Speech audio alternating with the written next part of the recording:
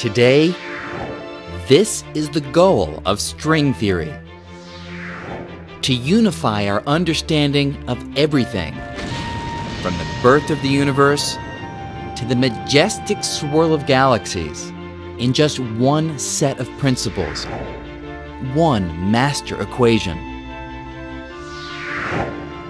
Newton had unified the heavens and the earth in the theory of gravity.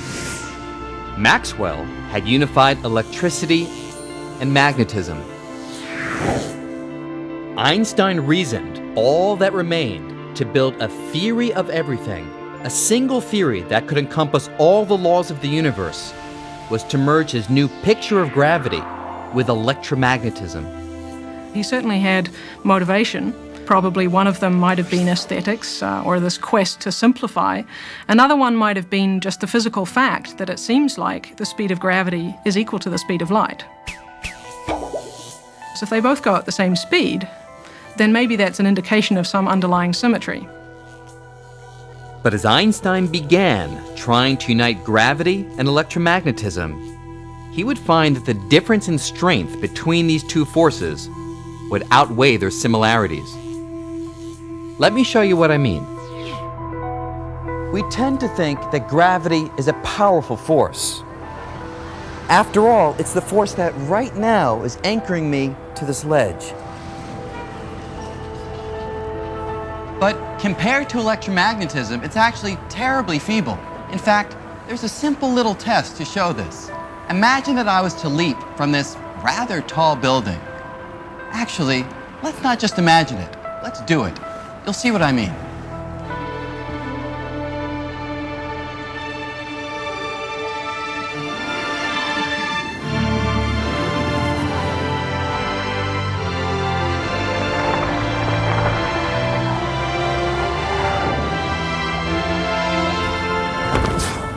Now, of course, I really should have been flattened, but the important question is, what kept me from crashing through the sidewalk and hurtling right down to the center of the earth?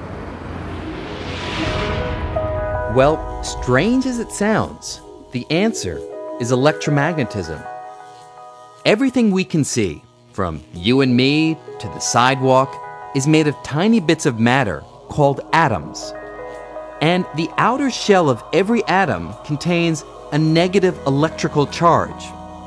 So when my atoms collide with the atoms in the cement, these electrical charges repel each other with such strength that just a little piece of sidewalk can resist the entire Earth's gravity and stop me from falling. In fact, the electromagnetic force is billions and billions of times stronger than gravity. That seems a little strange because gravity keeps our feet to the ground, it keeps the Earth going around the sun. But in actual fact, it manages to do that only because it acts on huge, enormous conglomerates of matter. You know, you, me, the Earth, the sun. But really at the level of individual atoms, gravity is a really incredibly feeble, tiny force. It would be an uphill battle for Einstein to unify these two forces of wildly different strengths. And to make matters worse, barely had he begun before sweeping changes in the world of physics would leave him behind. Einstein had achieved so much in the years up to about 1920 that he naturally expected that he could go on by playing the same theoretical games and go on achieving great things. And he couldn't. Nature revealed itself in other ways in the 1920s and 1930s, and the particular tricks and tools that Einstein had at his disposal that had been so fabulously successful just weren't applicable anymore.